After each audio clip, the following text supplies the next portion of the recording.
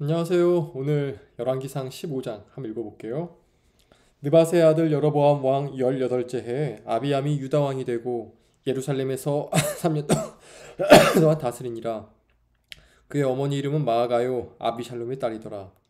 아비암이 그의 아버지가 이미 행한 모든 죄를 행하고 그의 마음이 그의 주상 다윗의 마음과 같지 아니하여 그의 하나님 여호와 앞에 온전하지 못하였으나 그의 하나님 여호와께서 다윗을 위하여 예루살렘에서 그에게 등불을 주시되 그의 아들을 세워 뒤를 잇게 하사 예루살렘을 견고하게 하셨으니 이는 다윗이 햇사람 우리야의 일 외에는 평생에 여호와 보시기에 정직하게 행하고 자기에게 명령하신 모든 일을 어기지 아니하였음이라.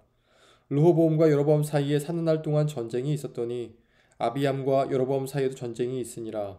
아비암과 남사적과 그 행한 모든 일은 6대왕 유다왕 역대 지력에 기록되지 아니하였느냐. 아비암이 그의 조상들과 함께 자니 다윗성에 장사되고 그 아들 아사가 대신하여 왕이 되니라. 이스라엘 여로보암 왕 제20년에 아사가 유다 왕이 되어 예루살렘에서 41년 동안 다스리니라. 그의 어머니 이름은 마아가라 아비살롬의 딸이더라. 아사가 그의 조상 다윗같이 여호와 보시기에 정직하게 행하여 남색하는 자를 그 땅에 쫓아내고 그의 조상들이 지은 모든 우상을 없애고 또 그의 어머니 마아가가 혐오스러운 아세라상을 만들었으므로 태우의 위를 패하고 그 우상을 찍어 기드로 시냇가에 불살랐으나 다만 산당은 없애지 아니하니라. 그러나 아사의 마음이 일평생 여호와 앞에 온전하였으며 그가 그의 아버지가 성별한 것과 자기가 성별한 것을 여호와의 성전에 받들어 드렸으니 곧 은과 금과 그릇들이더라.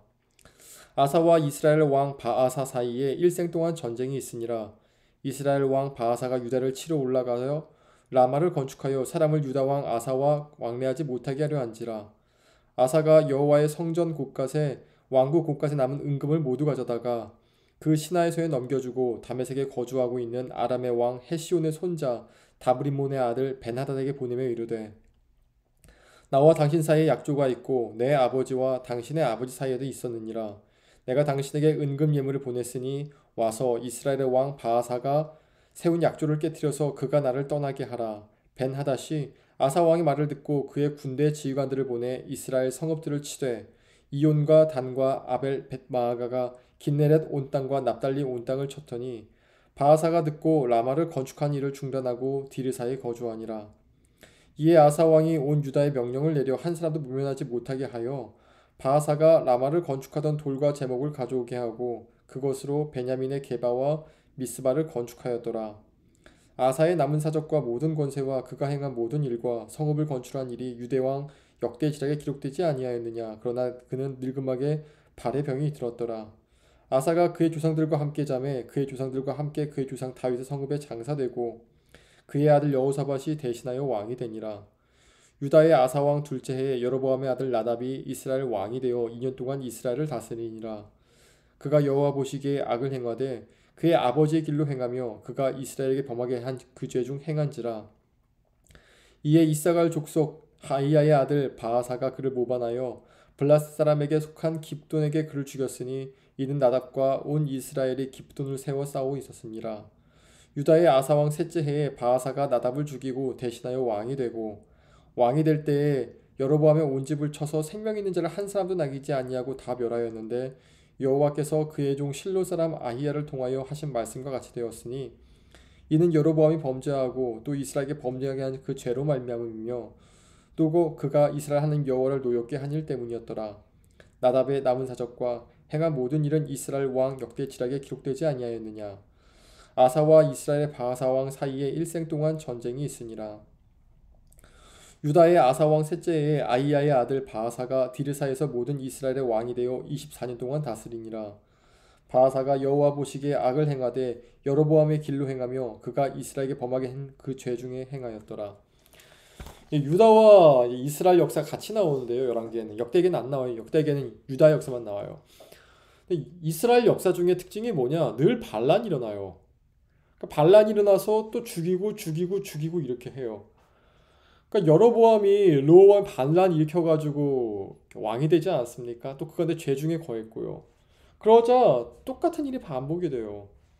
반면에 유다의 왕 같은 경우에는 뭐 잘난 왕도 있고 아사같이 좀 괜찮은 왕도 있었는데 반란은 안 일어나요. 요시야 때 한 반란이 일어날 뻔했는데 요시야 때인가 요시야 전 때인가 반란이랄 뻔했는데 반란 일으켜서 자신을 왕으로 세운 그 사람을 유다 백성들이 죽여버려요. 그리고 전 때의 왕의 아들을 다시 왕으로 세웠던 거죠. 그러니까 유다의 특징 반란이 안 일어나요. 반란이 안 일어나고 다윗의 자손들이 끝까지 왕위를 이어갔다는 거죠.